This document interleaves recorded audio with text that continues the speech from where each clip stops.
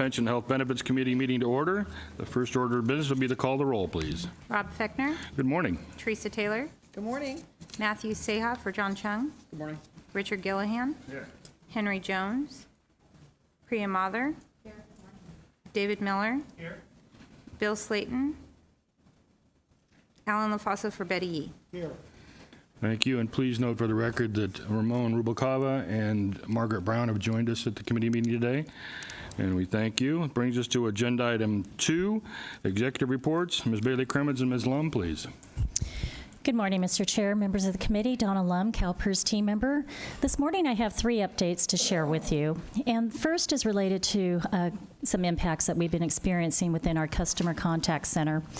In the past few months, members and our business partners calling the contact center may have been impacted by some technical difficulties we've been experiencing and primarily due to some outages related to our phones. There was a significant multi-day outage that occurred in December when our service provider's fiber cable was cut during construction in the downtown area. CalPERS was one of several state agencies that was impacted by this loss of the connectivity of the network. Since then, we've also experienced 4 other outages lasting approximately 2 hours each, and it was identified that there were flaws in our network provider's resiliency and redundancy design.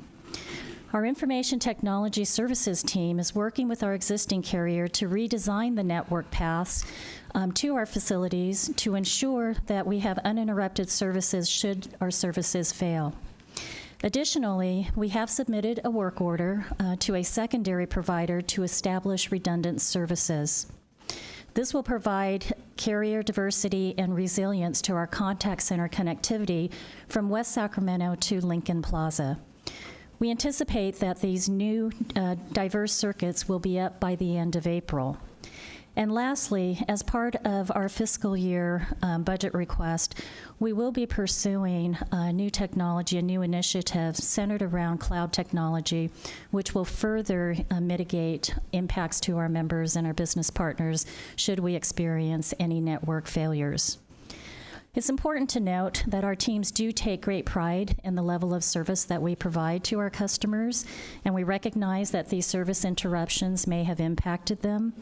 And so for that, we'd like to apologize to the customers who did experience any inconvenience related to these outages. Despite the outages that we had, as soon as the systems were up and available, we moved into what we call an all-hands-on-deck mode. And so while the queues were very large, once the phone lines opened up, we had all available resources answering the phones, and therefore we were able to immediately come back to meeting our service levels. So I just wanted to share that with you in case there was any questions that you may have had, any inquiries from your constituents regarding some of the outages that we experienced. Secondly, I just wanted to share an update on the proposed regulations that the committee approved last month to move forward into the regulation process. This was related to defining full-time employment. The package has been completed and signed internally. It was sent over to GovOps last week. We anticipate that GovOps will be signing the package and it will return for submittal to the OAL next Monday or next week. Assuming that everything stays on schedule, we anticipate that the comment period will run from April 6th through May 21st. Depending on whether or not we have a lot of questions or if a hearing is requested. If not, we expect that the earliest time the package will come back before this committee for final adoption will be in August. And then lastly, as I do every month with my executive update, I just wanted to share an update with you regarding our CalPERS benefit education events. First, we did have an event that was held in Visalia on March 2nd and March 3rd.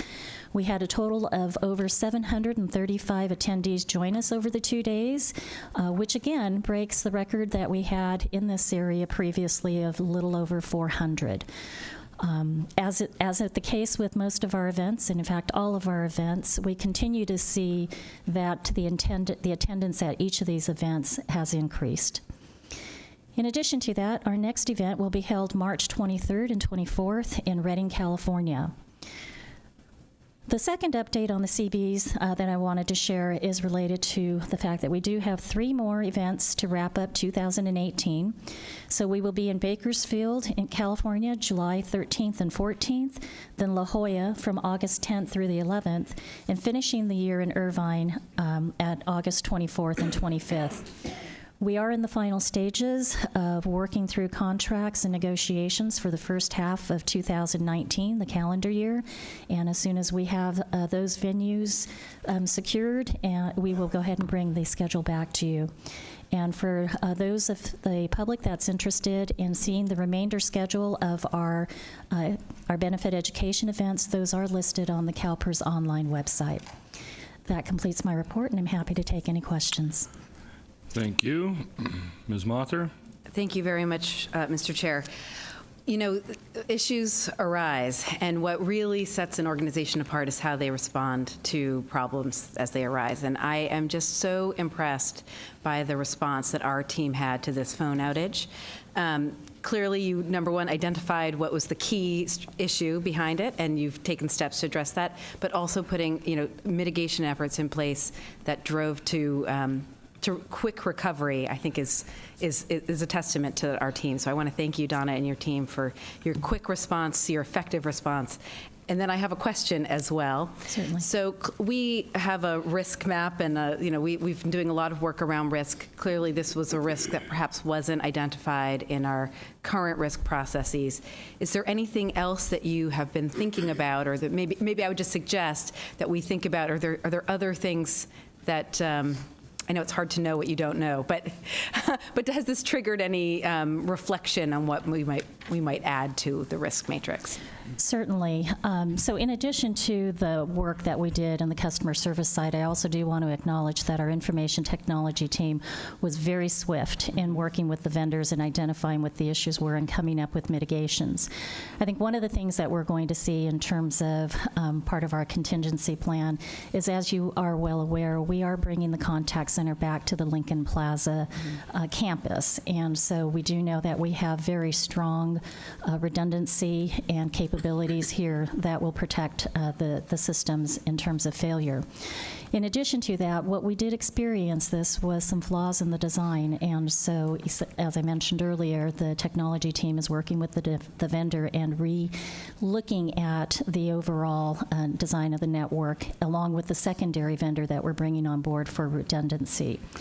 As far as the risk, we are working with information technology. We know that there is an effort underway related to our disaster recovery, business continuity, and so as we proceed through that project, we will be looking at ensuring, for the time being, while they are still in West Sacramento and when they come onto the campus, that we have all of the assurances we need for connectivity. Terrific. Well, let me add my kudos to the technology team, who I know was key to resolving the problem. So thanks very much. You're welcome.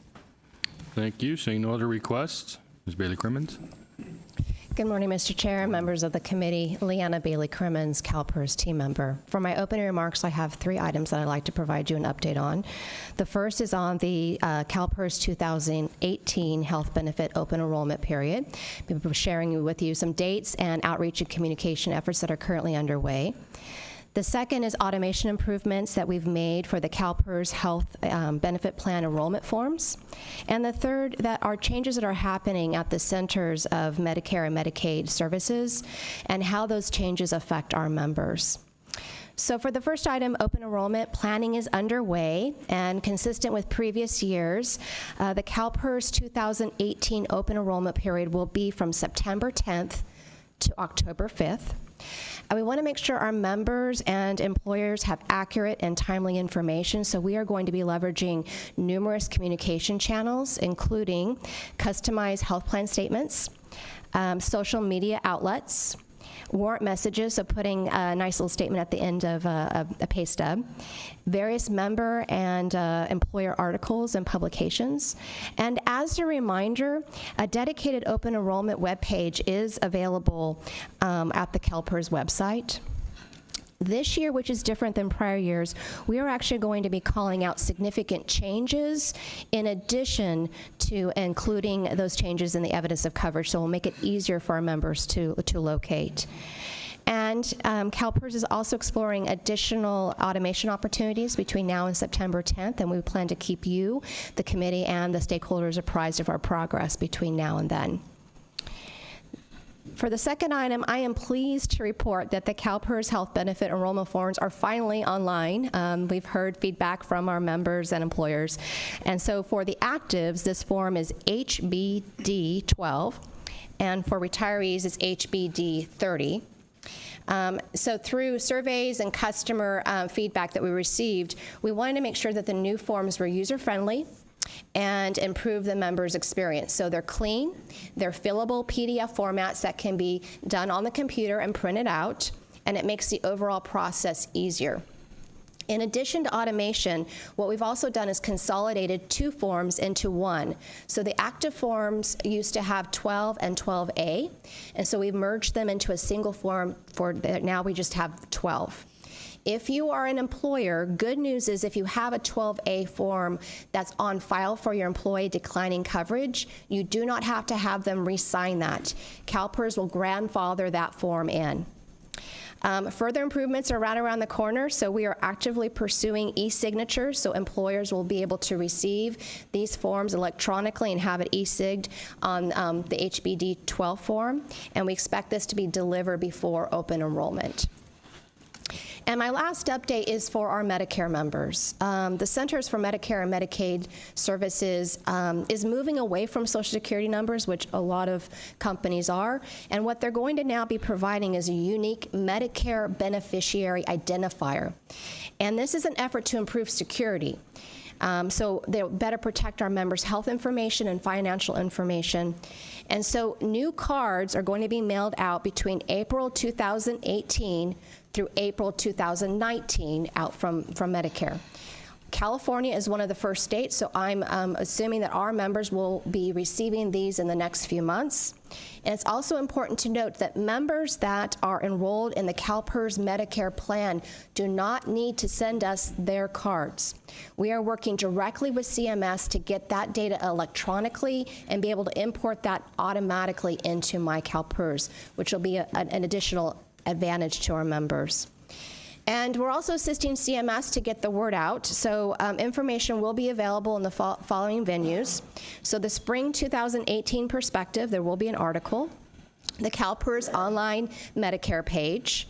The My CalPERS member self-service, there will be a banner ad.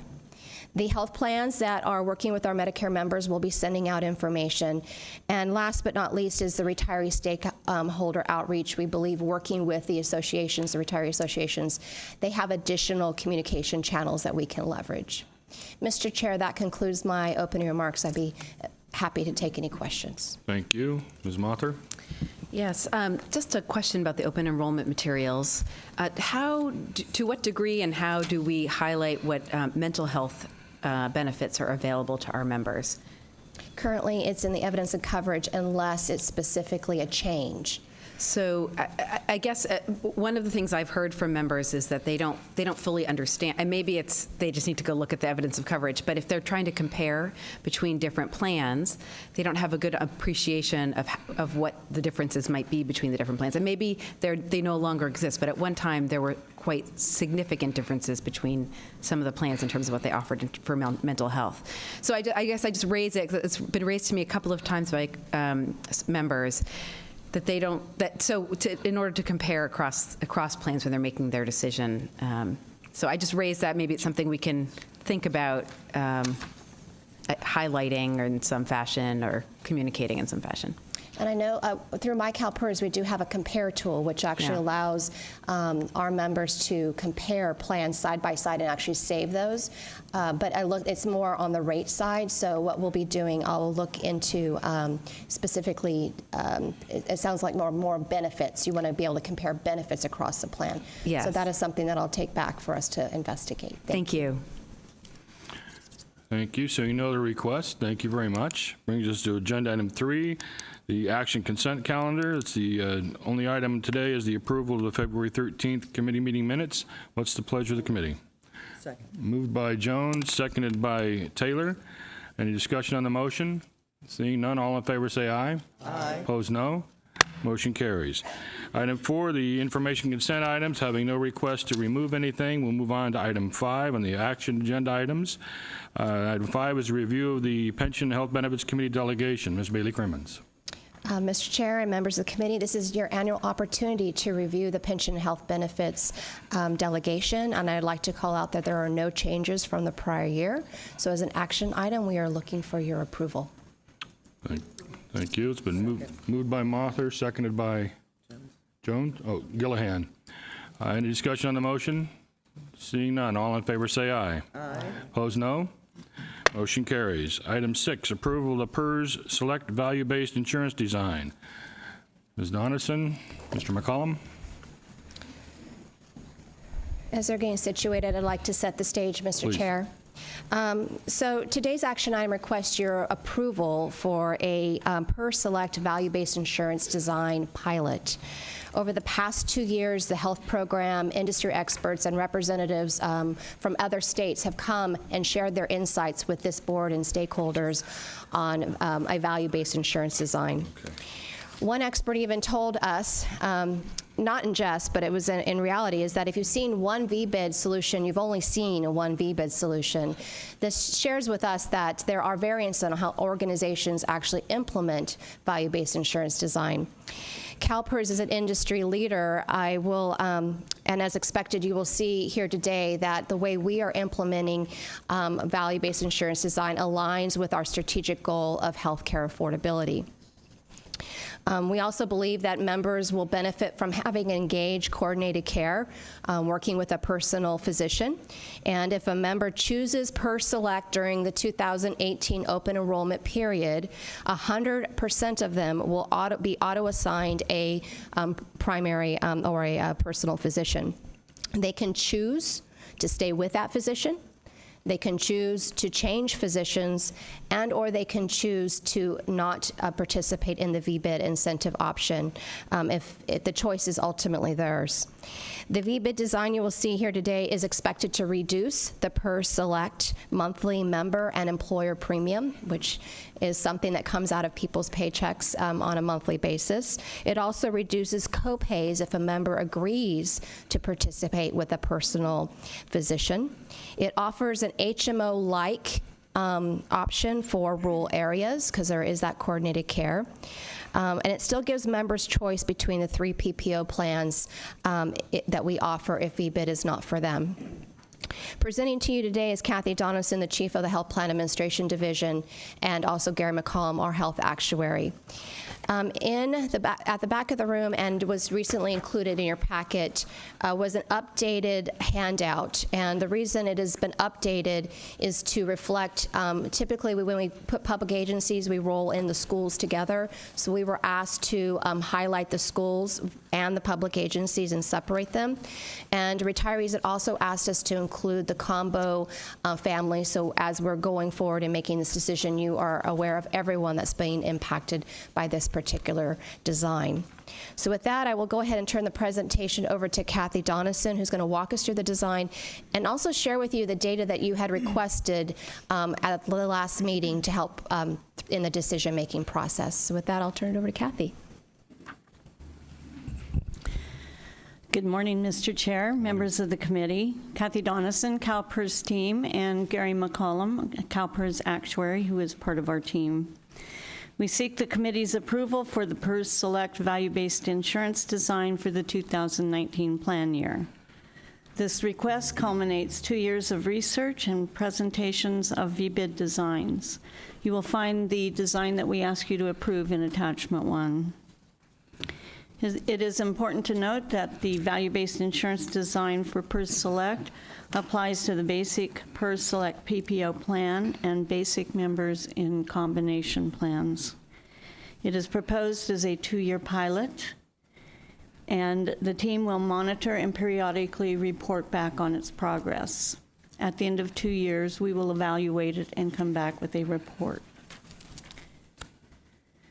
Today, our agenda item is focused in 3 areas: the goals of the proposed value-based insurance design, the benefits and incentives for engaging with a personal physician, and the results of our analysis in the premium savings as directed by the committee in February.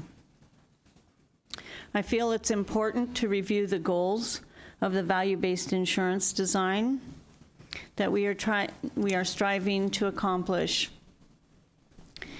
We want our PPO members to have the choice to engage in a personal physician who will help coordinate their care through a very complex system. It also provides economic incentives for members to engage in their care, and when economic incentives are provided, members are more likely to engage. Finally, VBID aligns with statewide efforts to improve the health of California through both the CalHR Healthier You program and the Department of Health and Human Services Let's Get Healthy California. I want to talk about the personal physician model because this is the heart of the value-based insurance design. It's really about having a personal care physician who can do a number of things for our members and their families in terms of engagement. As Leanna said, we will provide 100% of the members with a personal physician, and there's a few ways that, as she said, they can engage with that physician. Anthem will look at physicians that they routinely see and offer that physician as the primary care physician.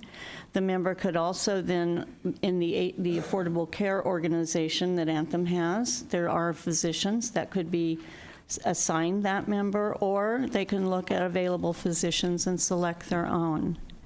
And it's actually not difficult to change physicians with this Anthem model. In this way, we are providing all members, once they select and use that physician, to have a $10 copay. And we believe this is really important, especially for those who live in areas not supported by a health maintenance organization. Now, this slide shows you 5 benefits of the value-based insurance program. First of all, we think that with a primary care physician or a personal physician, members can have greater coordination of care, and if they do need to see the specialist, they will engage with their personal physician and have that conversation.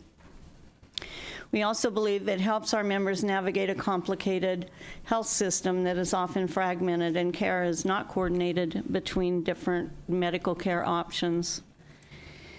We want a facilitated personal physician engagement, and this VBID provides that for families and for our members. And it reinforces the most important aspect of patient care, and that is engagement in decision-making. One of the goals of this program through a personal care physician is that our members will engage in their own health and engage with the provider. And it builds bridges between the physician, the family, the services offered, as well as community services. Oftentimes, our members may seek out support from medical care, which often could be also provided in community-based services. In summary, the PERS Select VBID is designed to improve care coordination and reduce healthcare costs. And now I'll turn it over to Mr. Gary McCollum, who will walk us through the financial aspects of the VBID. Thank you, Kathy. Good morning, Mr. Chair, members of the committee. Gary McCollum, CalPERS team member. For this analysis this month, we removed any migration assumptions between the PPO plans and looked only at the premium savings for the VBID plan alone.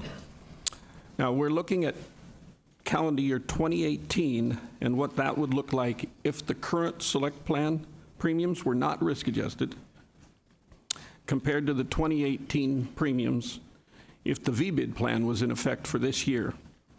We're using unadjusted premiums because next year in 2019, the premiums will not be risk adjusted. So to walk you through the estimated savings and costs for the VBID alone, I now want to direct your attention to the written agenda item. I'll start with the table on page 3, and that actually has been replaced by the handout that you all received that Kathy just mentioned. It was requested that we split out the school members from the public agency members and also include the combo plan members, and those are shown on that table. The primary purpose of this table was to show you that approximately 50,000 members are enrolled in the Select plan currently, and there's difference between the original numbers in the table, which were based on February, and these numbers on the handout, which are based on March. So that's why they won't match exactly. It's just the difference between the March enrollment and the February enrollment. So there's about 50,000 members, as I mentioned, and they're split approximately 60-40 between state and public agencies. And these members, I want to remind you, do not include any Medicare members, because this is a basic plan only. So the combo plan members that are shown there are the basic plan members of a combo plan. So now if you turn to the table on the top of page 4, this table shows the 2018 unadjusted premiums for PERS Select in the first column. The next column shows the estimated premiums if the VBID plan was in effect for this year. Now the difference would be the estimated premium savings for a single party member. As you can see, those savings vary between $18 and $23 per month, and that's equivalent to $221 to $277 annually. In total, it's estimated that the proposed VBID plan will produce a premium savings of $10 million. Now, the table on the bottom of page 4 takes those estimated savings from the table above, and we split them between the employer and the employee contributions. For state employees and fully vested early state retirees, there's no savings shown to the employee. This is because the state contribution, which is based on the weighted average of the 4 largest basic plans, is larger in 2018 than that unadjusted Select premium. So naturally, since the full premium is being paid by the state, the full amount, the $5.5 million of estimated savings, would all go to the state.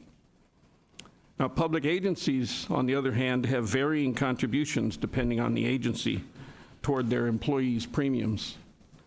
On average, 69% of the savings goes to the employee and 31% goes to the employer.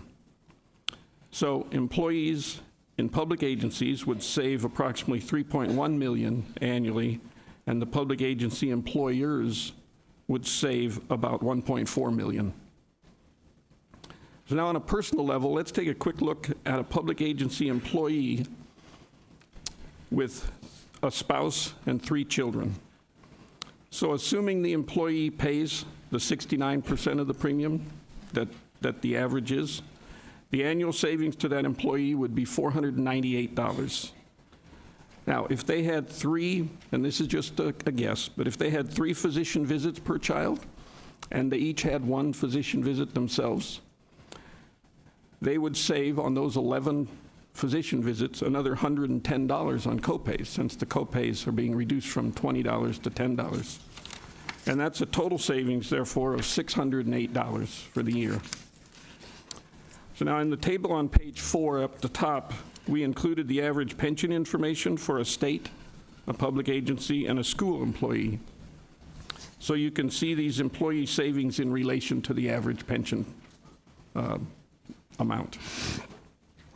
Okay, finally, the table at the top of page 5, it shows where the $10 million savings for the VBID plan comes from.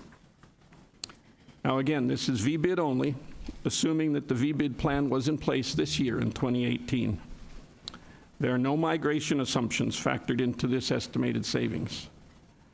If you'll recall, in February, we showed an estimated savings of $46 million, but that calculation included all 3 plans, Care, Choice, and Select, and it included migration assumptions that might happen between the plans to come up with that $46 million.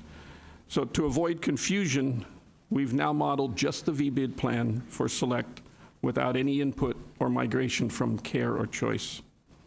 This allows us to show you the estimate of savings and costs associated with the proposed changes from the Select plan currently to the proposed VBID plan. So the first line, the plan design savings, reflects the change in the benefit design of the product, including the change in deductibles and copays, and that's estimated to save approximately $8 million in premium savings. Now, if you want to think just real quickly about auto insurance, where you have a choice of deductibles, and the deductible level impacts the premium. The lower the deductible, the higher the premium. The higher the premium, or excuse me, the higher the deductible, the lower the premium.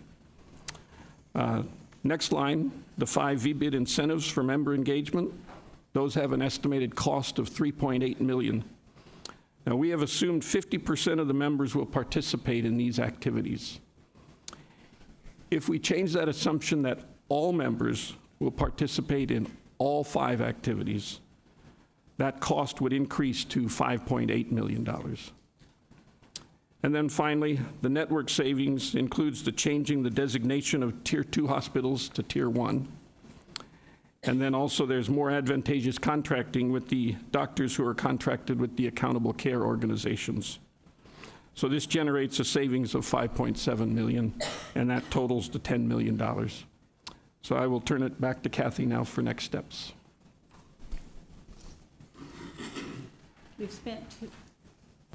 We have spent 2 years nearly working on the value-based insurance design.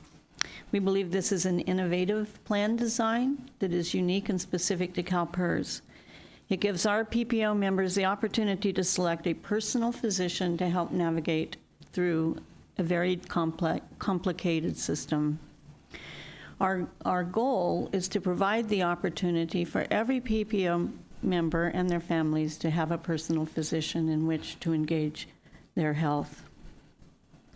If VBID is approved by the board this week, it will be incorporated into the 2019 rate setting process, which is now underway. We have a commitment from Anthem for a full communication plan that would reach not only our members, but the providers, especially providers in the rural areas. We believe it is very important that we provide information as widely and we broadcast it as widely as possible, not to mention that we would be working with the open enrollment team and internal team members to make sure we are communicating how this design works. As I said, we will monitor and periodically report on our progress, and at the end of 2 years, we will provide an evaluation. This concludes our presentation, and we're happy to answer questions. Thank you. And we have a number of questions as well as a number of requests from the audience. I have a question first. I know you did stakeholder briefings and meetings about this. Can you explain what the actives response was to the meetings and the stakeholder meetings? When we reached out to the actives, they felt because the premium, especially for the public agencies and schools, was 69% covered typically on their behalf, monthly premiums come out of their pockets. And so anything we could do to reduce that monthly premium and co-pays, they saw it as an advantage. Also looking at the statistics, only 27% of our members ever reach the deductible. So the lower the premium, the more money in their pocket. So we actually saw a very positive response from the actives. Okay, and how about the employer side? Was there any reaction from the employer side? I have not heard from the employers. Okay, thank you. And I only differentiate that because we've heard from the retirees in a letter, and we're going to hear from them today, too, so I just wanted to hear the active percentage. Mr. Jones. Yeah, thank you, Mr. Chair. It's kind of what you just made reference to the retirees, and we do have a letter from the retirees, and one of the comments is that they were told about the personal physician, that they were told that they would be able to have keep their personal physician, and now, based on this information, they're saying that the physician would be assigned to them. So I'd like clarification on that, and also, if a person has a physician, are you suggesting that they will be designated another physician when you implement the program? Because I thought you said that all will be given a physician, so I want clarification on that. Thank you, Mr. Jones. The answer to your question is that if they are currently seeing a personal physician, they will stay with that personal physician. If they are not currently assigned a personal physician, what we did is to automatically give our members credit. They are being auto-assigned a physician, and they could change that physician at any time. Okay. Another question I have is, I've been advocating for years, and we need to have an evaluation component on any new strategy or initiative that we implement. And I see that you have a evaluation component in here after 2 years to evaluate. So my question is, what if it's determined it's really not working? Would you be recommending that it be disbanded? CalPERS is very innovative, and in circumstances where it is not in our members' best interest, we have no problem recommending rescinding, just like we did with risk adjustment. Okay, thank you. Thank you. Ms. Mother. Thank you. Thank you, Mr. Chair. I just want to confirm on page 6 of 8 of the presentation, you identify employee savings and employer savings, breaking it out by state and public agencies. And this refers only to the premium savings. Is that correct? So what I heard Mr. McCollum say was that there might be other savings that would accrue to the member, even a state member, through copays, et cetera, that are not included in these savings numbers. Did I understand you correctly? Yes, the chart on page 6 is premium savings Yeah. and additional costs that net out to the total estimated savings of $10 million on premium. Sorry, And as I said in my 6 is the one that has the VBID savings vary by employer, employee, employer. I think you have different I'm page sorry. numbers perhaps than we have. No, you're referring to the premium savings on page 5. I'm sorry. I Yeah, it referenced- says, well, we have it as page 6. Maybe you have it as page 5. I think. Oh.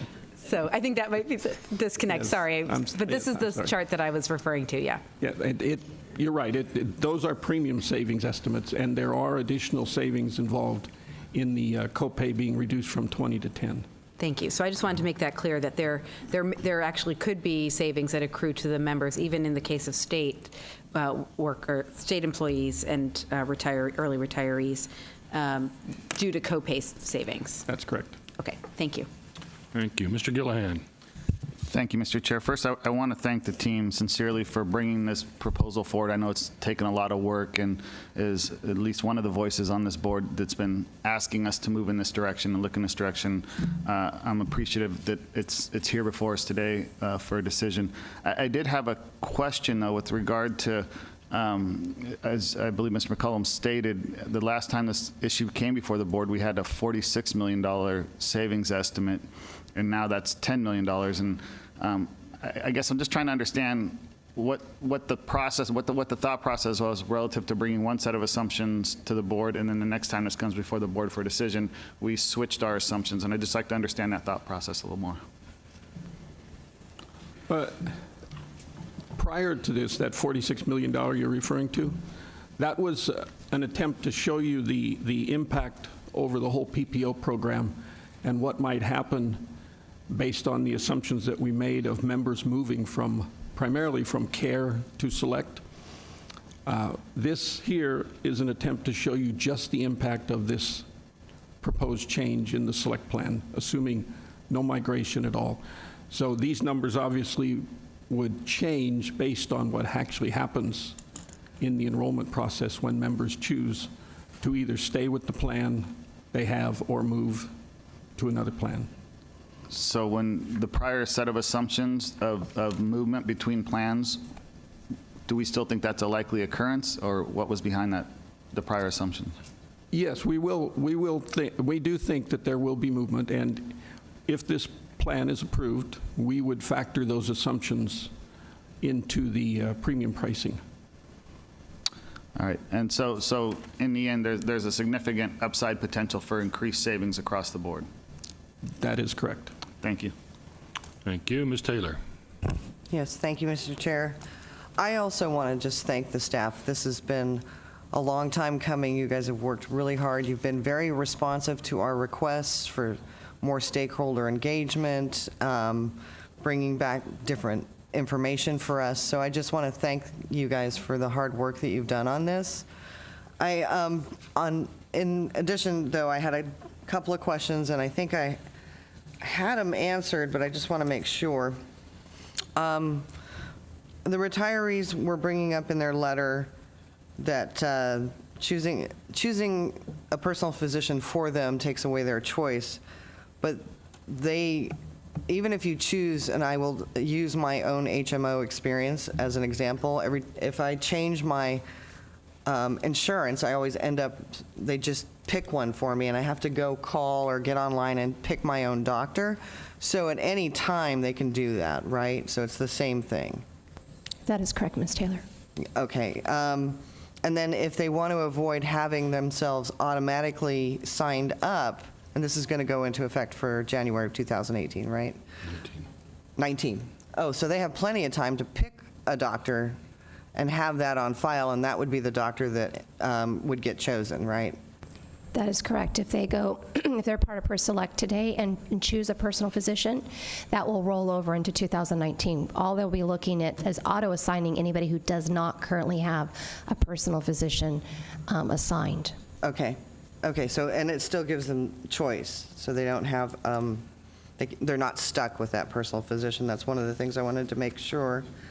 And then when it comes to the state employees, because of the way we're covered, this doesn't impact really our premiums, right? So we don't get any money back. We don't get to share in that because there's not anything left over for us. The employer covers the premium, but there are obviously options for savings such as copays, and then also the incentives that will reduce their deductible. Okay. And so let me clarify so that in case we have some folks listening, the employer covers the premiums for a single. As it goes up, then, so say they have a family, that's not covered, right? So then they do get to participate in the savings? No, the state, are you talking about state employees? State employees. Yeah, the contribution by the state is an amount for a single member. It's double that amount for a two-party, and it's essentially 2.6 times that amount for the family member. So it's all covered either way? It's covered under current 2018. We don't know for sure if it will be on 19. There's no guarantees about 19, but if it is, they'll get, if it's not, they will get some savings then? That is out of the correct, premium, yes. is that correct? That's correct. Okay. Okay, I just wanted to make sure. And then I think there was, you guys were talking about that the doctors will, there were a couple of things. They get to pick their own doctor, their copays are going down, and there was one other thing I think I missed. Coordinated care, I think, that you were talking about in your presentation that was advantageous. Just the coordinated care, I guess, adds to the cost savings? Right. The coordinated care relates to the fact that they will have a personal physician that will manage themselves and their families. Oftentimes, our members wind up in a fragmented system. They may go to a specialist when really they could be handled through a personal care physician relationship. So that's part of the coordinated care. Okay. Okay, that's where I got a little confused when you were talking about it. So, I mean, I think I would love to have a $10 copay for myself, so I think this is a very good plan. Thank you very much. Thank you. Mr. Seha. Thank you, Mr. Chair. A couple of quick clarifying questions, but also thank you to the staff for all your great work on this. Just with the auto-assigned, can you clarify, is that really a way just to ensure that there's a full savings with regards to this? As we were stating, there is still full choice. So if which is different, a primary care model means that a primary care physician is kind of the gatekeeper. That is not this model. This model is you're assigned a personal physician. You'll still have choice to go straight to a specialist. It just means you pay the higher copay at the $35 copay at the specialist. What we believe is that by going through a personal physician, having coordinated care, you may never need to see that specialist. And so that's the assumption, is that hopefully we get it done at the point of dealing with a general practitioner or an OBGYN, getting your services addressed there and never necessarily needing to see a specialist. But again, our members can choose. They do not have to go to a personal physician if they do not want to. Just means they pay the higher copay. Right, got it. Okay, thank you. Really just a quick follow-up question. Just for clarification too, so the $10 million in savings from premiums, that's in addition to the potential $46 million from a member movement?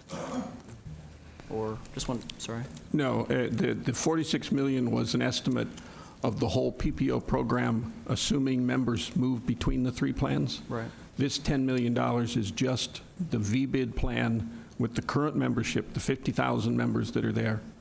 If we just changed for 2018, if we changed the current select plan to the VBID plan, we would save approximately $10 million this year. So it's part of the $46 million. Thank you. Yes. Thank you. Mr. Miller. Yeah, again, thanks for all the hard work. I wasn't here for all that ramp up for all those months, so hopefully I'm not retreading on ground that's been well covered. But I have one kind of big general question and then a couple little more specific ones. And the big general question is, if we're piloting, and the idea is we're trying to give our members and employers more value, more options, more choices, this doesn't seem like a choice. It seems like if you are in the select plan, we're changing the plan. You're not being given a choice of, oh, here's a pilot that may add value to you, to your employer, particularly if you're, say, not served by an HMO and you would have wanted one but otherwise couldn't have had one, versus someone who does not want to be in an HMO type model and chose a PPO for those reasons when they had an HMO option. And I don't see that anywhere in the discussion thus far. So as a pilot that people could choose, I would be like 100% green light. Let's try it. And let people who will benefit from those premium, and let's see if we have real savings in other ways that would accrue to members or employers. So that was my first question, is why is it just a change to the plan versus, you know, a pilot of something that people could choose to opt into? And then my other questions relate to, I've got a lot of specific little questions I won't go into, but it looks to me, and just correct me if I'm wrong, that the VBID plan design savings are pretty much due to driving people toward this physician-managed care type model. And the savings, to some extent, must be coming from some anticipation of better rates or whatever in negotiations in future. The incentive costs, if those VBID items are really strictly cost items, where's the savings coming from them? In the long run, if they're not saving us money or saving our members money or saving employers money, it seems that the folks who will be benefiting from that would be low acuity people who are able to do all those, and it only really saves them money if in fact they hit those caps, because we're not going to a zero deductible model where it could bring them to zero deductible. And then finally, the network savings, again, it seems pretty much strictly a matter of trying to move them toward that physician-assisted care model. So I'm trying to really get a grasp on why this isn't an alternative to the plan we have, and why it's just strictly a redesign of that plan into something that's quite different. Mr. Miller, I'll take an attempt, and then when we get down to the numbers, I'm going to rely on my actuary. So currently, CalPERS has 3 self-funded PPO plans: Choice, Care, and Select. We chose Select as the pilot, looking at age, demographics, and again, they're all self-funded. We felt that there's 3 areas of savings: premium, copay, and incentives. Premiums, everyone benefits from, normally an employer and member. Copay is if someone decides to do a personal physician. If they decide not to, they can go straight to a specialist and pay the higher copay. And then we incentivize through 5 means. One is, we've gone over those before, but if someone actually does all 5 incentives, they can benefit as a single party, or they can go at up to $1,000 of savings for their family. And so we believe there's choice within Select. We're not making someone go to their personal physician. They can go to not go to them or go to somebody else. And they have options between the other 2. So they have options, a choice across all 3 PPOs. If VBID's not for them, they can choose care or choice. That's purely up to them. Right. I guess that's my question. We're also planning to particularly impact them with care. So it seems like they really don't have the choice of that basic plan anymore, the Select plan. We're putting this new one in place and experimenting over the next 2 years to see how, but in terms of the impact on the satisfaction, engagement, dissatisfaction factors for our primary customers, where does that fit in? They chose those plans because they liked those plans. We're changing them. We're going to have to guess about how that will affect them on migration, those type of things. I think we have a good sense of what dramatically increasing premiums in PERS care will do. That'll certainly drive people to this option, the more HMO-like option that most people who chose PPOs were trying to avoid. So I'm just wondering why, my biggest question is, why isn't this really an option, a standalone option, versus just changing that basic plan kind of out from under people? Well, we would have had to create a 4th PPO in order to do this, so staying within the 3 PPOs. We realized the first time we presented this to you in February was we were combining all PPOs, which was very confusing. So what we did is said if there was any, which is commensurate with what we normally do. If there are changes to PPOs, we normally do that to the rate negotiation process, which we're right in the middle of, which you will have an opportunity to talk to us and decide if there is any changes to the other 2 PPOs. But this specific decision today is just for the value-based insurance design within the Select product.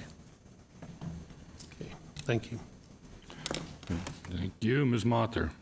Thank you, Mr. Chair. I think it might be instructive to sort of review the history of the PERS Select program. It wasn't always offered here at CalPERS. In fact, when I started back in 15 years ago, we had the PERS Care and the PERS Choice products, and then we added PERS Select as a way to reduce the network, encourage members to go to doctors with better referral patterns, et cetera. I think those are partly what, correct me if I'm misstating anything, Kathy, but it was really intended to be the product that drove to the lowest possible cost for the member while preserving high quality access to care. And so that is the purpose of the PERS Select product. And I think this is another step in the evolution of that product. I think we've learned that the PERS Select product, as it was constructed, hasn't achieved all of the things that we wanted it to achieve. And we're still hearing from members that they want a lower cost product, in many cases an HMO style product in areas where HMOs are not offered. And so I think this is a phenomenal offering for our members. I think it's going to be really attractive. Right now we have, 50,000 members or so in PERS Select. I imagine that this could, over time, become more attractive to members, particularly those who are living in areas where there are no HMO products available. So we could see the enrollment increase, I think, in this product. So I want to add my thanks to the team for really doing a lot of due diligence around this product to devise a product that can meet a number of objectives, including savings, driving to better care, better habits on the part of our members in some cases. And with that, I will move the staff recommendation. It's been moved by Mather, seconded by Gillihan. We still have quite a few requests to speak. Ms. Brown. Thank you. I want to thank the staff for meeting with me a couple weeks ago. I was one of the board members who was very confused with PERS Care, PERS Choice, and PERS Select all on one sheet, all doing different things. And so this is much simpler for me to look at and just showing the savings. But could you just re-explain to me, especially after Mr. Miller's comments, I'm a little more confused. Plan design savings, the $8 million comes from what? Or what are plan design? Just tell me a little bit. The plan design is the benefit structure, which is, it consists of the deductibles and the copays and the co-insurance. And CalPERS will save $8 million. The plan will save $8 million. So then less that- we have to pay out? Help me, $8 I'm million? sorry.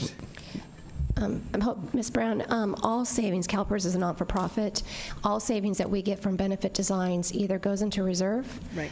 in order to ensure that there isn't problems with their plans, or goes directly back to savings in the premiums.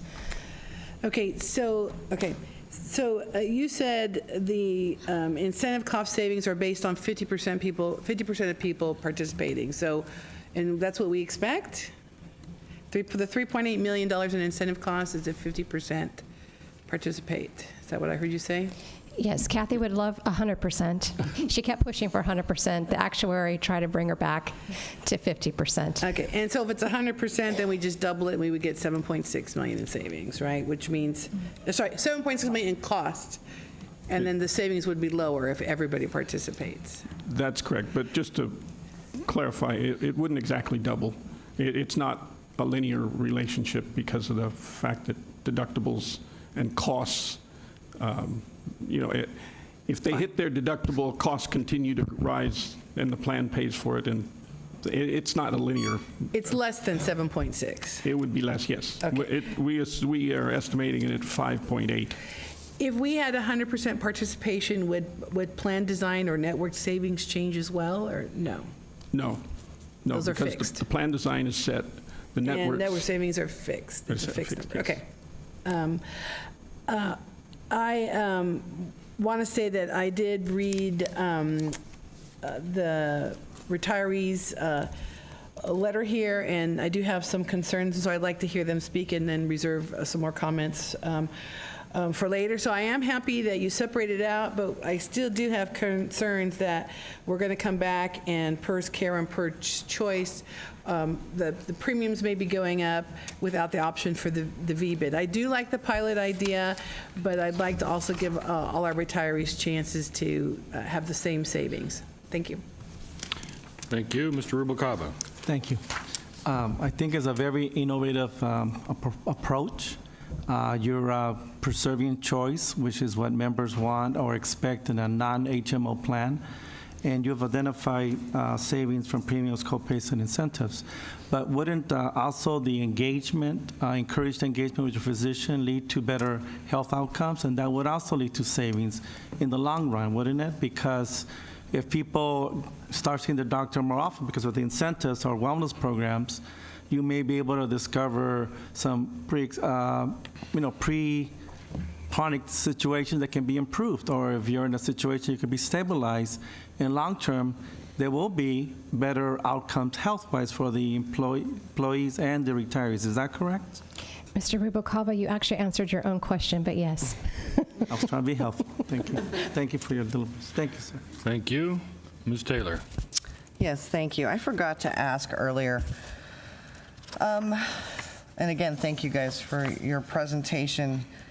You guys, you had said that you will be monitoring it and bringing it back to us, but you didn't really give us a time frame. Like, are you going to do it like every other month, quarterly, just to let us know how it's going?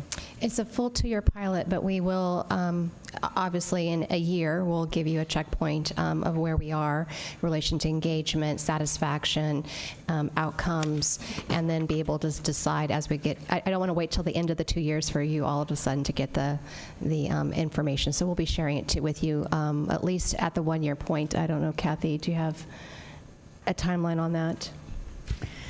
Well, we would like to report back to you on the implementation piece, so perhaps as we get beyond January 1, after we've actually implemented, we'd like to give you a check-in. I'd like that too, yeah. On probably about the same time, the first quarter of the next year. So And then as we go into the rate renewal process for 2020, hard to believe, we would also be updating you probably at that time as well. So I think that maybe in addition to moving this, that if it pleases the chair, maybe we should outline that we want to hear about the implementation and then again about the follow-up at rate renewal process as well as the annual, if that's okay.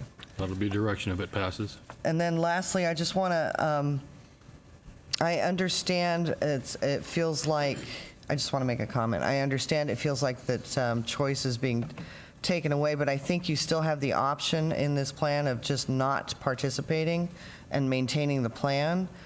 I will use the information that I got from you guys earlier, which is people keep asking why we don't lower the premium and then get us down to zero. But that's like my car insurance right now. I'm at $1,000 deductible. If I went to zero deductible, I don't even know how much my monthly premium would be, but it wouldn't be something I could afford. Yeah. So, I mean, it's just, I think we need to look at it as you don't have to participate. You can participate. It's still the same design. As always, our insurance premiums go up. So this plan, and I think some of the other plans have under the PPO have increased anyway. Plus, we were getting rid of our risk mitigation issues that we had before. And then finally, for my employees who work at R.J. Donovan in you know, way past San Diego at the border, they don't have any options. So I think if they have the PPO, this is helpful for them. So I'm pleased to be able to say to them, hey, you guys participate in this, you're going to save a whole bunch of money. So I do appreciate that. Thank you. Mr. LaFaso. Thank you, Mr. Chair. Again, appreciate all of the work for the last 2 years.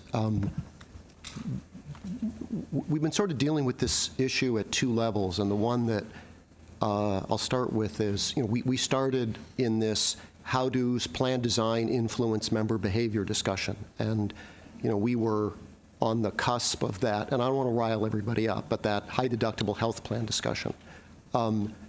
Where I'm ultimately going is this question of influencing member behavior.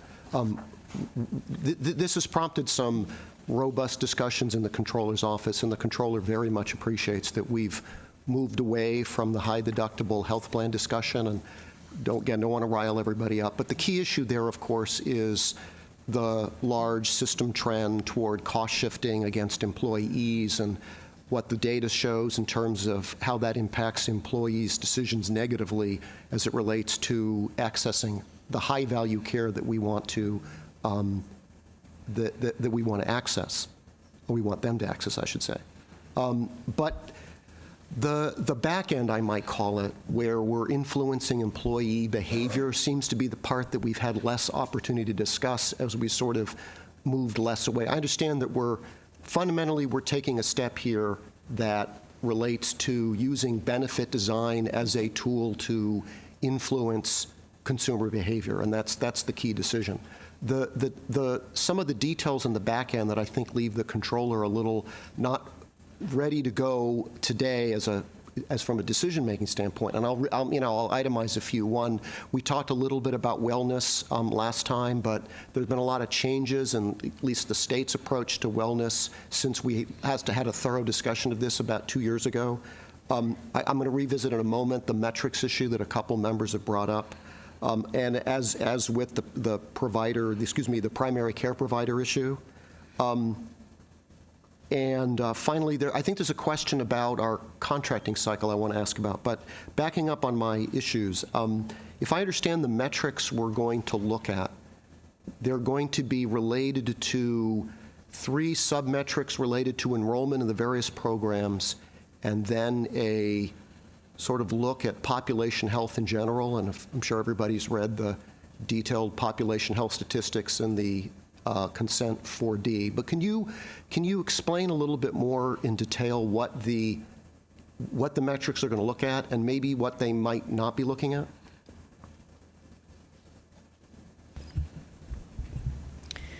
Well, first of all, yes, one of the things we would look at is enrollment. We would look at the population after open enrollment in 2019 to see what the plan looked like in terms of that population.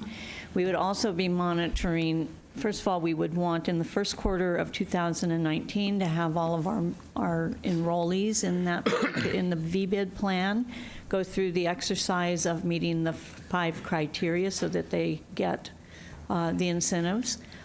So we would be looking at a metric related to not just who's enrolled, but how we're communicating and getting them enrolled. I think the communication and the outreach would be an important metric for us to report to you. How many physicians contacted, which we would expect to be all, especially in the rural areas.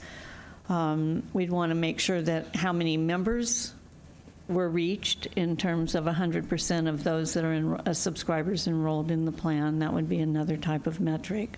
So some of these are going to be implementation metrics. And then as we go through the actual launch and implementation, we would look at metrics in terms of some of the 5 different components of the incentives, especially the biometric screening. And one of the things that's really important about the biometric screening is they can mail their kits or they can go to any Quest Analytics lab and just provide. So those are the types. It'd be partly communication metrics, implementation metrics, but also health metrics and population, the risk within that plan for that population and how well this design is meeting, improving that health within that population.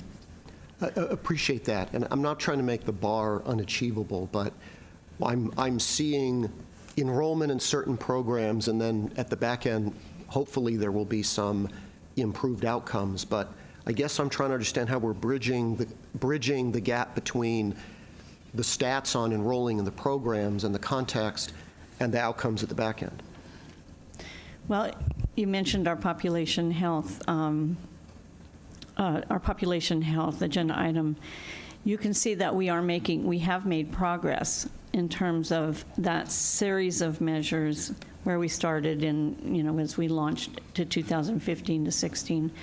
But I also want to remind you that we did look at the statistics associated with Select, Care, and Choice between 2013 and 17, and that's where you start to see, I think, some of our efforts paying off in terms of working with our health plans to improve the populations along the 6 different categories of chronic condition. So it's going to take time, and we would build in measurement systems to track over time in terms of population health. Appreciate that. One of the things we're looking for is just a little more clarity and structure so we can follow it as it goes forward. My second big issue is, and this has been alluded to with the issue about the enrollment, and I think some of the stakeholder comments speak to this. And I'll be candid, I haven't fully appreciated the evolution of PERS Select, and I don't know if it's appropriate to use the term narrow network in a PPO context, and we're sort of taking an old set of PERS Select innovation principles and applying a new set of PERS Select innovation principles, and sort of following that's been a challenge. But the bottom line I'm trying to get to is, if physician engagement and enrolling with a primary care physician is sort of a central tenet of the program, what does that mean for how we've looked at the network, where the new design relies so much more substantially on the access to a primary care physician than the old? Can you put that in context? Actually, I did look at the network, especially in the rural areas. It's not a matter of overlap with the networks in the rural area. There's nearly 100% overlap, but it is the availability of physicians themselves. So in the far corners of California, we do have to worry about making sure that not just this plan is supported, but choice and care is supported as well, because even though we have 100% overlap in the county, we want to make sure we have enough physicians in the county for all 3 plans, not just Select. Appreciate that, especially back to the interaction. Just continuing the theme on physicians for a moment. Mr. McCollum, there's, I think, also a question that I had earlier related to the savings from, the network savings, the 5.7 million in that table. And I think I came in this morning thinking this related to that hospital tiering matter that you mentioned, but you said something about contracting with HMOs being a part of that savings component. Can you elaborate? Yes, it wasn't HMOs, though. It was ACOs. My notes said ACOs and my tongue. Okay. Thank you. Yeah. Attributing physicians or the physician network are related to the accountable care organizations, and the contracting that Anthem has with those organizations is better than their contracting they have with just non-accountable care organizations. So there will be a savings involved in individuals who attribute to those physicians and go to those physician groups as opposed to going to other physician groups. Can I simplify that by saying that's what we pay them, not how many we have? I'm not okay, sure. Okay, it's too simplistic. Forget it. I won't do that. I appreciate that. The final issue I wanted to raise is, so we all decided to delay the contracting cycle for PPOs by a year. And we have a 2-year pilot, and our third-party administrator for the first year is going to be Anthem. And then we're going to be in the middle of a solicitation for the 5-year cycle for the PPOs. How are we going to deal with that? Mr. LaFosse, you're correct that we are going to be putting out our solicitation for a PPO.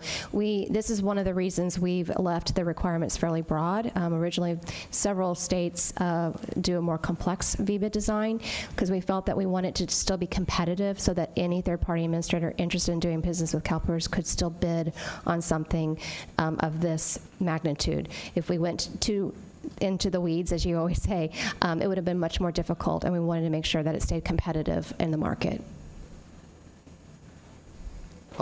Thank you. Still listening, still concerned. Appreciate the comments.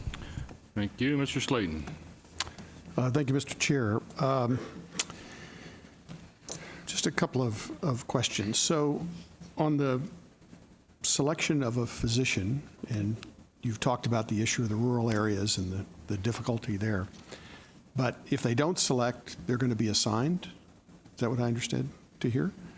So how would they be assigned if you don't? I mean, is there a geographic maximum distance, or how's that going to work? So if they're currently using a personal physician, they will automatically use that personal physician. If they do not have a personal physician, they will be assigned. And what they do is they look at their zip code. And remember, it's not just a general practitioner. It can be an OBGYN. There's a multitude of and at this point, working with Anthem and looking at our membership, we have, Anthem's confident that we can cover everybody. Okay. And we felt that auto-enrolling allowed everyone to automatically start with the credit versus having to opt in. We thought that was a much better approach and more customer-centric. Right. So, but now let's talk about the other 5 things that you can get credit on your deductible. And by the way, I like the concept of what we're doing because the ultimate objective of this is better health. I mean, we can talk about money all day long, but we're trying to make sure people stay healthy, and that ultimately, hopefully, results in reduced cost for everybody. So on those 5 things, they don't happen on day one. There's a credit to your deductible. So help me understand, let's say I get my flu shot and it's X number of months after I've already met the deductible. Do I get a check in the mail? What occurs? If I now get a credit after I've already met the full deductible, I've now done one of these steps and have a $100 credit. Anthem would refund the amount of the deductible or the amount of the credit. So the member would receive a check from Anthem? Mm-hmm. Okay. All right. Thank you very much. Thank you. Ms. Brown. Mr. Slayton asked my question, how are primary care physicians automatically assigned? What criteria is used? And I assume you said it's distance? But then you said something about OBGYNs, and so I would hope that Mr. Fechner wouldn't automatically be given an OBGYN as his primary care physician. That's correct. In our agenda item, we had, I know in February, we listed a whole list of types of doctors that can be a primary care physician. And yes, Mr. Fechner would not be assigned an OBGYN or his primary care physician unless he wanted. Okay, good to know. But That's fairly presumptive. Thank you. That's a very good choice. The follow-up question was, I will tell you when, in the past, when I had been auto-assigned a physician in my HMO a long time ago, the doctors were either really not accepting new patients even though you were assigned as a new patient, or you had to wait 30 to 45 days just to get that first appointment. So I'm telling you, I know that's an issue, and we need to really try and work that out and tell members if you're automatically assigned to, we need to just make sure that those physicians are available and appointments are available, because you can wait a very long time to see your new physician, and then what happens? You don't see them. You just call your specialist and you go, or you go to urgent care because you can't see your doctor, and that's the problem. Ms. Brown, yes, if any of our members that sign up to do a personal care cannot see their physician and they don't have appointments, please contact us immediately and we will get to the bottom of it, and we will also make sure that they get a credit because they've attempted to participate in the program. Thank you. Thank you. Seeing no other requests from the board, we have a number of folks from the audience that wish to speak. So I will call you down two at a time. Please take the seats over here on your right, my left. The microphones will be turned on for you, and you'll have up to 3 minutes, so please speak your name for the record and your affiliation. First, we have Emma Millis and Tim Behrens.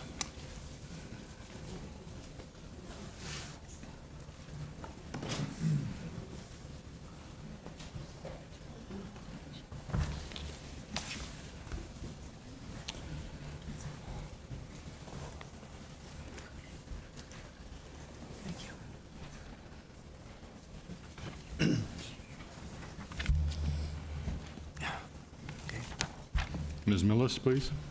Hello. Thank you for listening to me. My overriding emotion at listening to this discussion has been that it appears to be an overriding attempt to lower expectations in the future for the future retirees who are now the employees.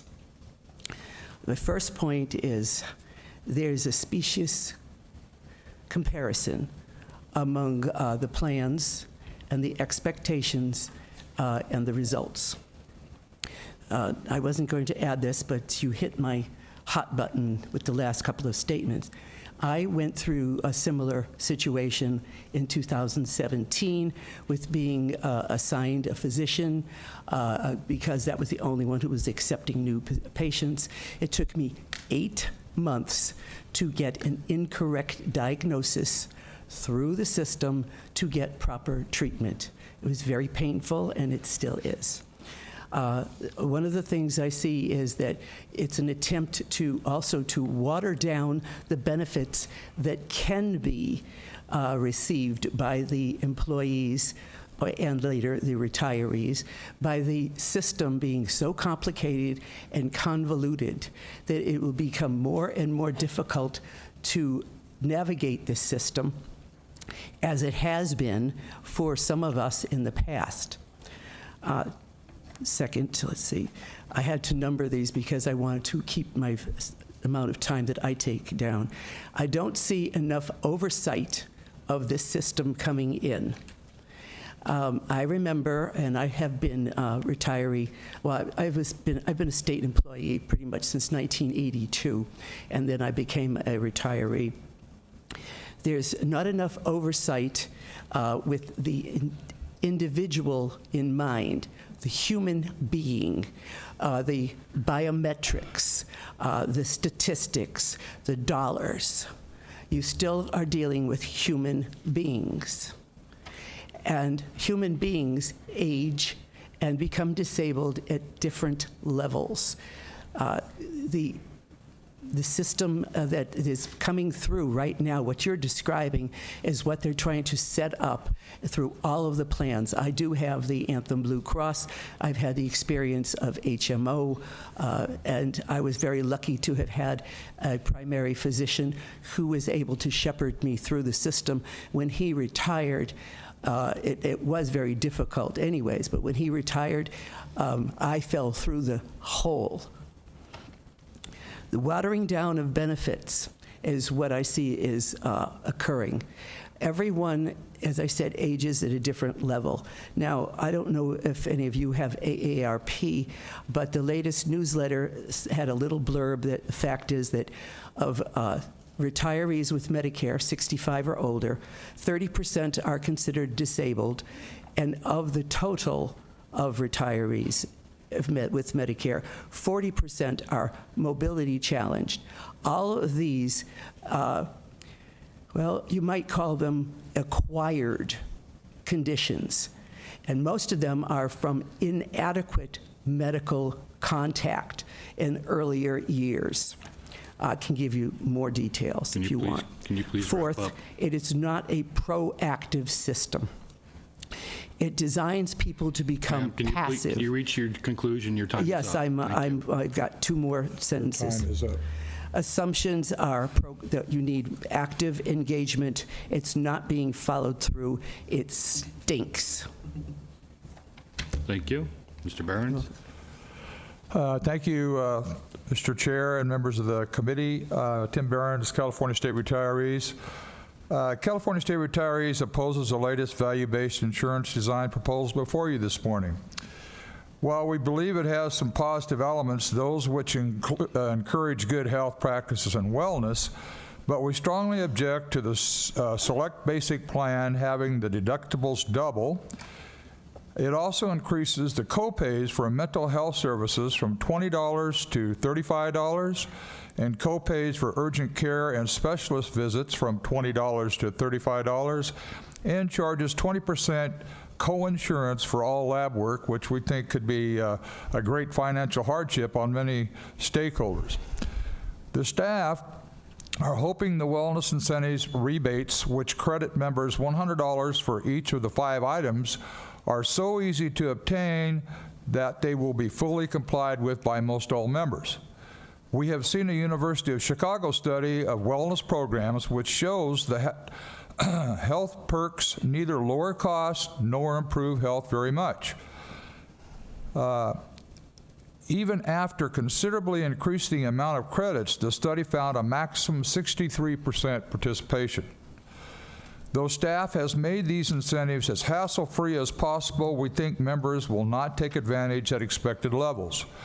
When people are sick, facing surgery, and just have busy lives, they aren't necessarily thinking of researching and meeting requirements for rebates, assuming they all even know they're available. We also believe that the current levels of deductibles of $500 and $1,000 already act as deterrents to some members seeking needed medical care, especially those at or below the median pension levels of $30,000 annually. There is an easy solution. Leave the out-of-pocket expenses at the current level for the pilot study and allow select plan members to participate in the incentives and receive the rebates. There will still be at the same wellness benefit, but members would not be penalized with doubling their deductibles if they fail to participate. And they still must pay 20% on that policy, even if it doesn't cover another disincentive to seeking care. We met with CalPERS staff last Thursday, and we appreciate their willingness to hear our continuing concerns and answer our questions. This proposal does drop deductible and other increases for PERS care plan members. We were initially thankful for this until we discovered they plan to reintroduce out-of-pocket costs for that plan when the new preliminary rates are released. And effective members will have no opportunity to reduce the incentives with rebates. We'll be back, same objections, same time. Thank you for allowing me to speak. Thank you. Next up is Donna Snodgrass and Larry Woodson.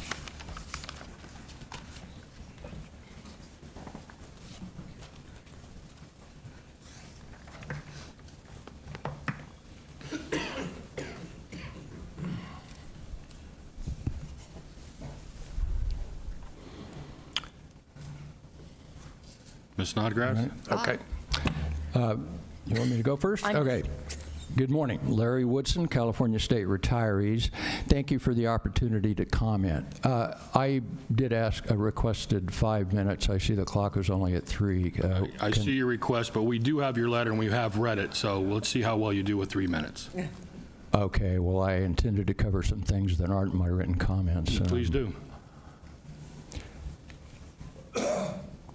I want to thank the staff and board members for addressing some of the concerns we had with the first 2 VBID proposals. The extreme increases in out-of-pocket costs to affected members have been reduced, but as Tim indicated, we still think doubling them for select members will create hardships. And this doubling of the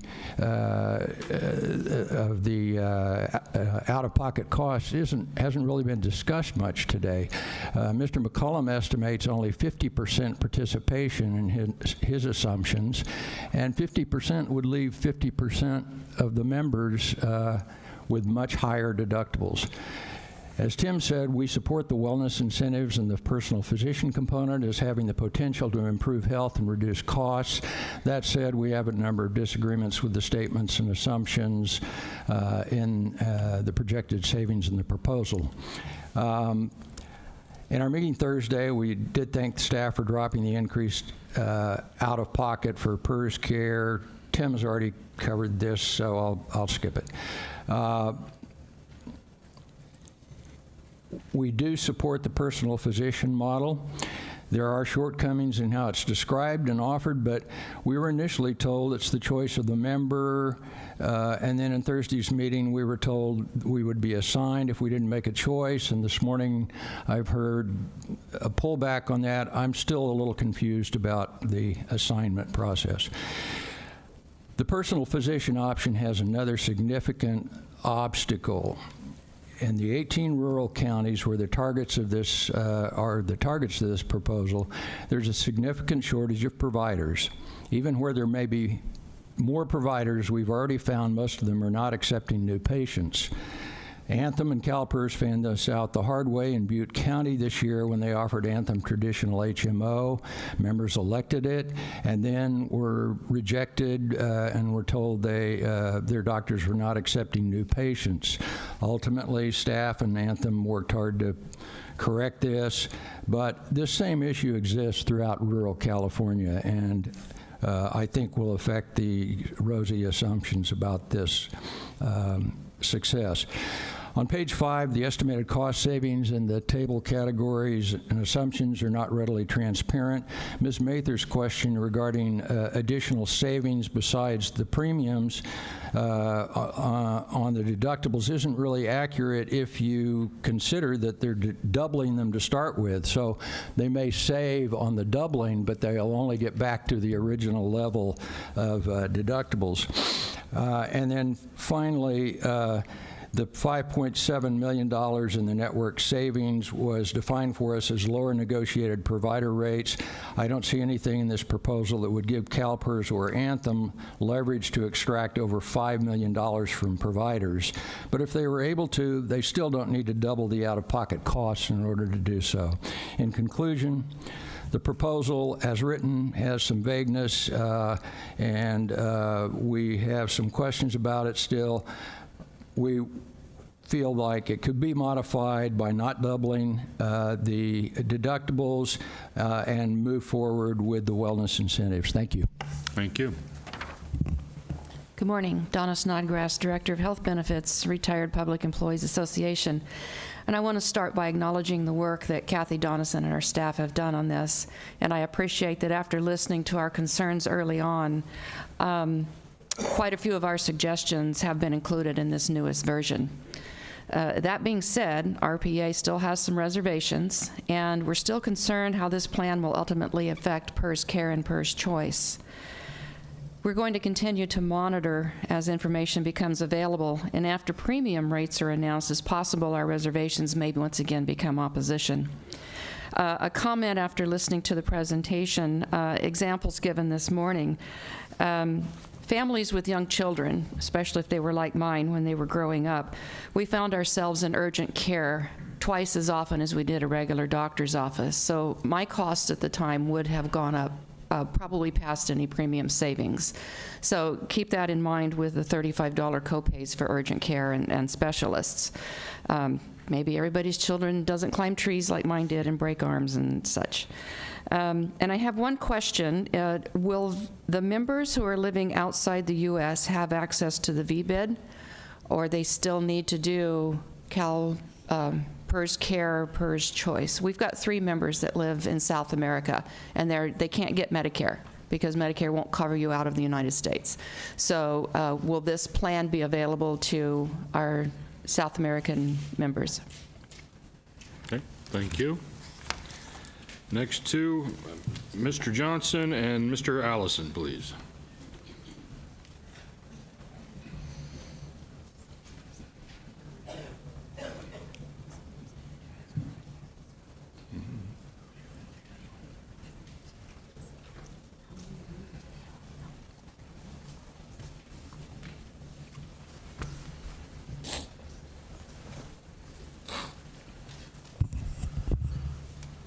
I guess you go on. Mr. Johnson? Oh, Neil Johnson at SEIU 1000. This has been a long trip since the initial discussion in the July 2016 offsite on the VBID program and subsequent ones. We are supportive of the concept. We have some concerns about how it will actually work. One of the recommendations coming out of one of the other SEIU locals is there has to be some real case management on behalf of either Anthem or PERS to really make sure that employees get engaged. It's easy to say this is an opportunity, which it really is, and for that we support it. But to really make it work, there has to be a hands-on approach to really working with the members, and that, I think, is something we haven't really seen. There's a communication plan, but I think it's really got to go beyond the initial communication. It's got to be working with people as you go through. Another one which I think got brought up is the periodic reporting on progress. We would recommend probably quarterly, and then a real serious evaluation of the program. And then one comment that actually I think some of the savings from premiums got understated because there seems to be an assumption that all state employees are covered under the 190 formula, which is not true. The majority of us are under either an 80-80 or an 85-80 formula, and actually currently have co-insurance costs under this plan that theoretically will reduce over time. And anyway, I guess what I want to really communicate is we need the hands-on work to make it work, and we support the concept. And good luck. Thank you. Mr. Allison.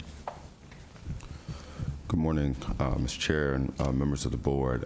Brian Allison on behalf of American Federation of State, County, and Municipal Employees. We support the concepts of choice. We like what it offers, what this plan offers in terms of coordinated care and incentives designed to improve health. And again, we like the idea of offering more choice to our members, particularly folks in areas where there aren't HMO-style plans available. We think it's beneficial to have the choice, to have an HMO-like approach to coordinate care. We understand that the healthcare system can be difficult to steer through, and having a personal physician as an advocate to encourage members and improving their health, it benefits members, active members greatly. We also like the fact that the plan itself isn't prescriptive. It offers people options to decide for themselves. And we're pleased to see that CalPERS is looking at different service options to bring down cost and drive affordability. But the idea for us is if, along with some of the concerns or issues raised by our brother with SEIU Local 1000, if the we want this idea to remain as an option. The goal is not to replace the existing options that are available. That would remain helpful to our active members, but if this is viewed as a long-term replacement, that could become problematic. So thank you for your time. Thank you.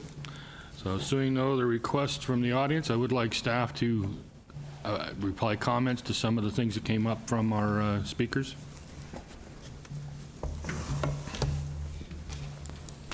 Mr. Chair and members of the committee, I did confirm that PERS Select does not provide out-of-state currently, so they're not impacted any out-of-state members. Also, just a reiteration, it does not impact Medicare. This is for basic only, and so of the subscribers and dependents, we have a very small amount of retirees. They're just as important, but I want to make sure you just from an understanding of impact. And monitoring and management is important, and one of the suggestions was not only just annually, but coming back to look at implementation after we've implemented, and also follow up after RDP. And then the last thing is just reminding, we felt that it was confusing bringing all 3 PPOs in front of you when we were really focusing on benefit design for VBID. The other 2 will be discussed through the rate development process. You will have complete transparency and visibility to it, and any changes will be discussed then.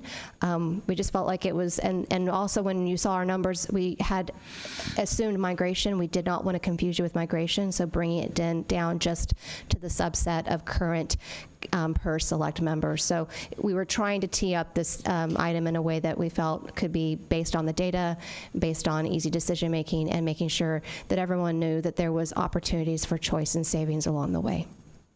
Thank you. Mr. Jones. Yeah, thank you, Mr. Chairman. While I would prefer the concept that my colleague David mentioned, a true pilot program as opposed to the entire program. But I think there are a lot of good things in here, and so I can support it from that side, but I'm still concerned about some of the issues raised.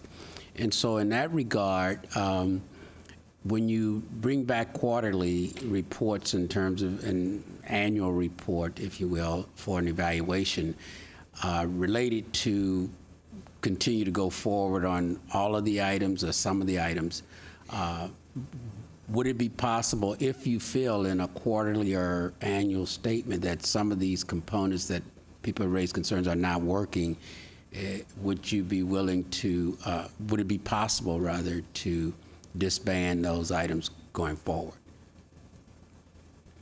Every year we go through rate negotiations. If there is something fundamentally broken about this particular design, we will make sure that we highlight it and address it at that time.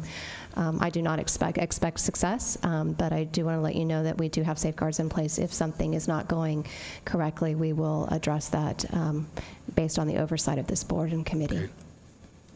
Thank you. Mr. LaFaso. Thank you, Mr. Chair. I also want to echo Mr. Jones' comment about sort of how we go forward. I mean, the one core issue I glean from all the stakeholder comments is the parts that we all like, which is the engagement, the coordination. The theme I hear is a lack of trust that that's actually going to occur.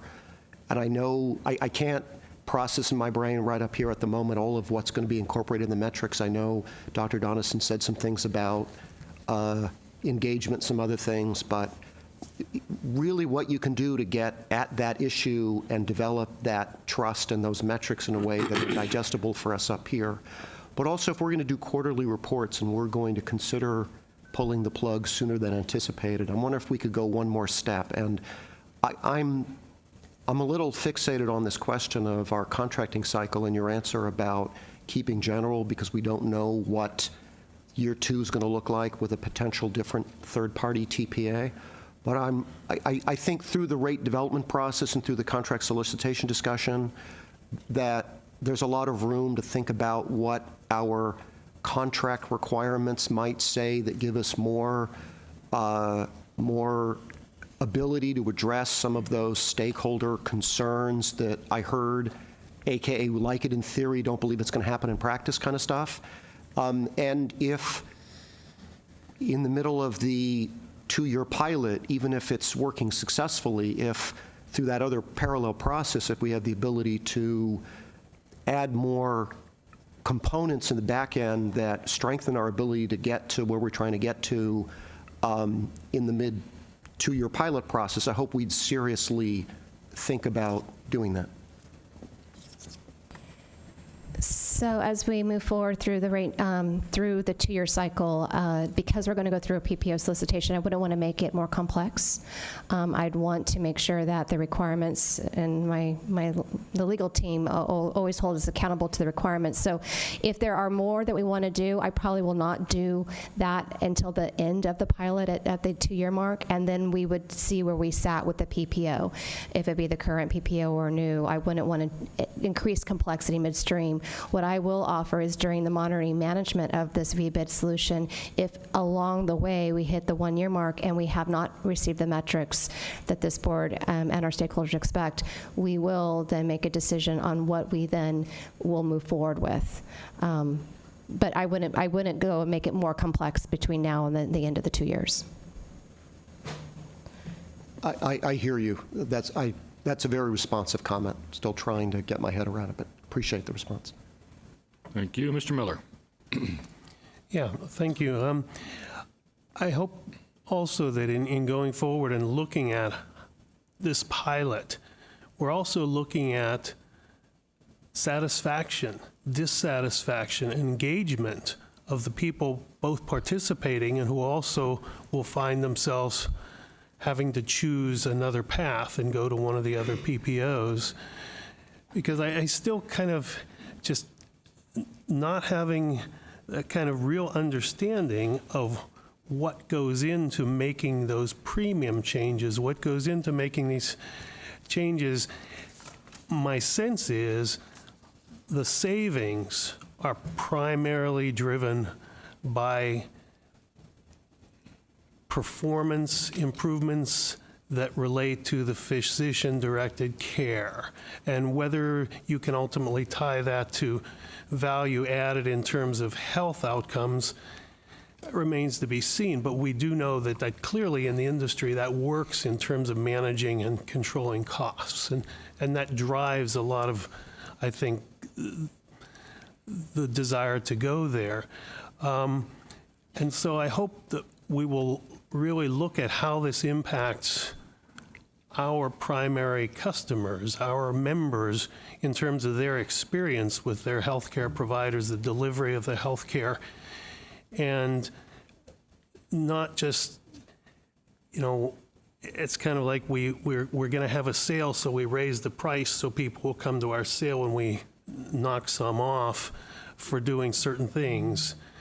And what I worry about most, conceptually, I'm all for the ideas, but that our system doesn't ultimately continue to shift more of the cost disproportionately to people who have the greater need for our healthcare delivery systems, people who have conditions that will cause them more than likely to be over those deductible caps, and who are least likely to be able to take advantage of those discounts for those VBID factors.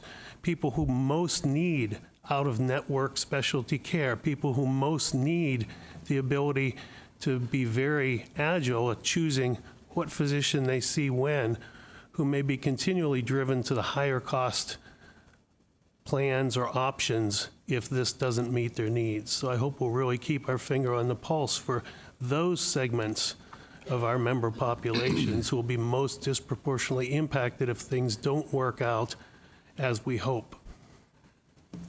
Thank you. Seeing no other requests, there is a motion before you. What's the pleasure of the committee?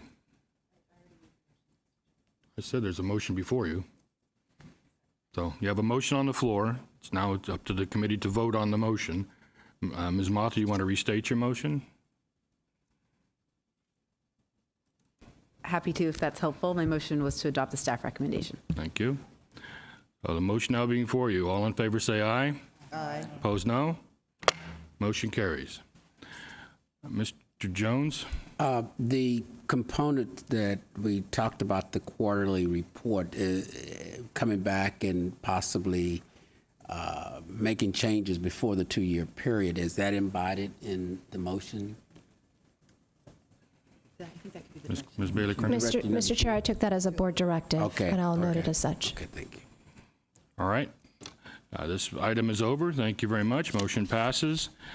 Brings us to agenda item 7, retired members' cost of living report. Mr. Sweeney.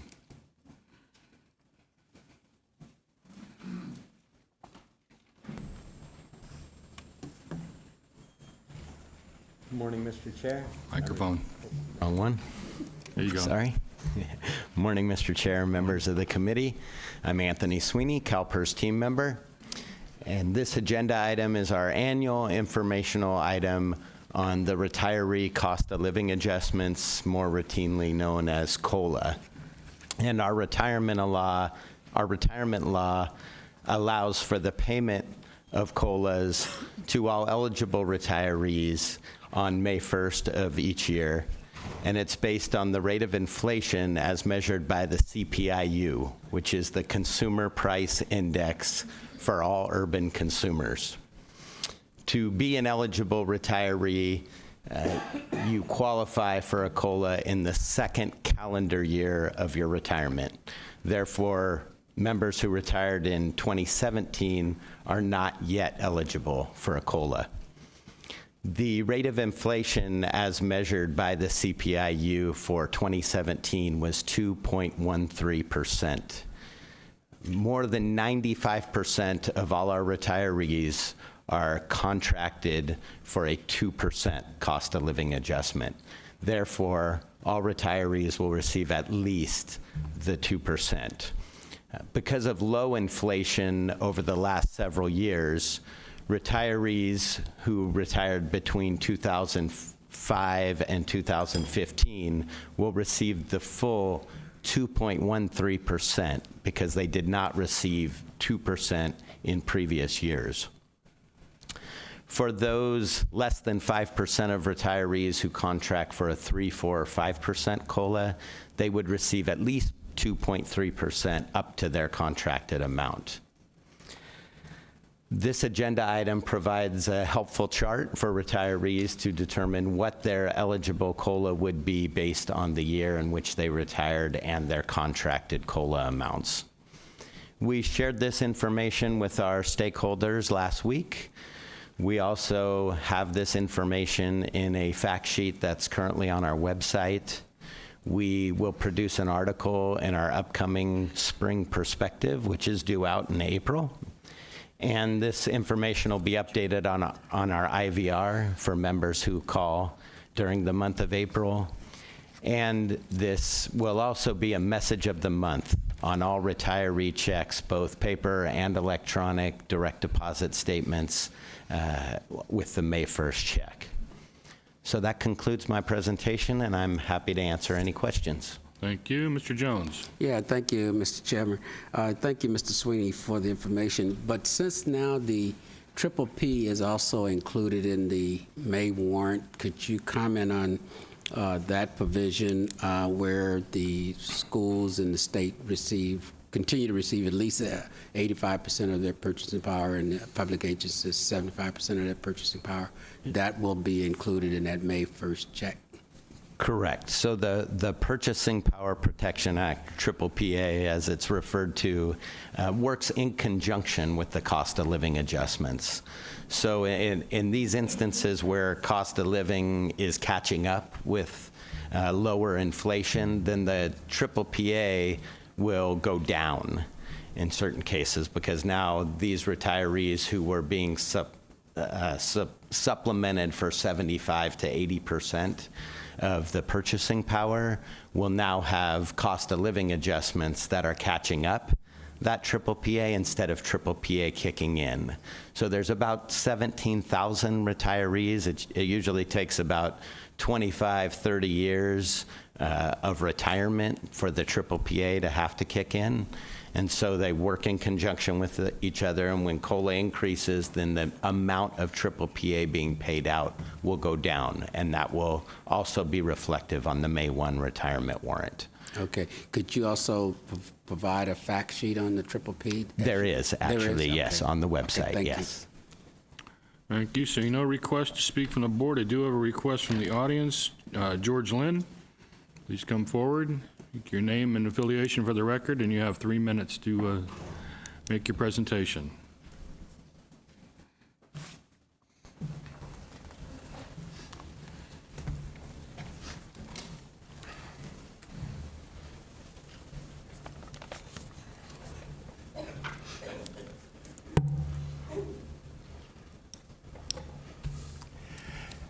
Good morning, committee chair and committee members. My name is George Lynn. I'm president of the Retired Public Employees Association. The cost of living index has been something that's been on my calendar for some time, and I noticed a couple of the board members shaking their head absolutely. My concern is, one, let me back up just a minute. I think the information on the website that has been presented this year is outstanding, and I'd like to applaud how well and interesting that is done so that our members can work their way through their calculations. So I think that is good. However, the problem is that the consumer price index that is currently used is a national one. We all know, we live in California, we know what our cost of living increases are. They are different than they are in most of the rest of the country. The state of California, our governor says that we're the 6th economy in the world. That is obviously a greater economy than the rest of the states in the union. I know that this is something that has been attempted to be changed because it is in law. And in 2002, it was attempted, and staff seems to be reluctant, or yes, I guess that's a good word, to again attack this issue. I may be confused, but I always thought staff was here to help and be for the members. So I'm kind of confused as to why they are not really anxious to reinvent this issue that needs to be adjusted. You know, there's a couple of examples. When I look at the salary increases for my staff, what do I use? I don't use a national index. I use what's going on in Sacramento. I don't know if you have the same news that I have in San Francisco, but in San Francisco, we had on the news that it's almost impossible to rent a U-Haul truck and take it out of the state because there is such an exodus from the state because of the cost of living. It's not because of absence of jobs, it's because of the cost of living. The cost of renting a U-Haul truck to go outside of California is about 5 to 10 times what it is if you're going to drive it from, let's say, Houston into the United States, into California. So this is something telling me that we're not using the right index here. We need to use an index that is pertinent and appropriate for the retirees here in the state of California, which is 86% of the retirees that live in the state of California. Thank you very much. Thank you. Ms. Brown. Thank you, Mr. Chair. Following up on Mr. Lynn's comments about the COLA or fixing the COLA, can we talk about what CalPERS can do to basically get that COLA adjusted? When is the last time we had a COLA for the retirees?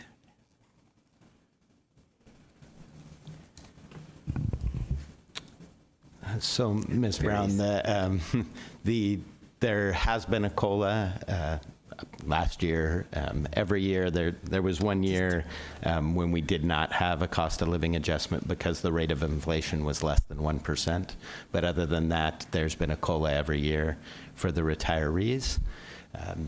Regarding the legislation, so this is in our law that we use the CPIU, the urban Consumer Price Index for all urban consumers. Any change to the cost of living adjustment would require a legislative change, and CalPERS, the CalPERS team does not propose legislation that alters the benefit structure or costs, the retirement benefit structure or costs. So that's why we haven't put forward any change to that. So we never do that? Never do what? Never recommend legislation that alters the benefit costs? That's our legislative policy. No, I think we do. We do negotiate. We do, though, too. We do propose legislation.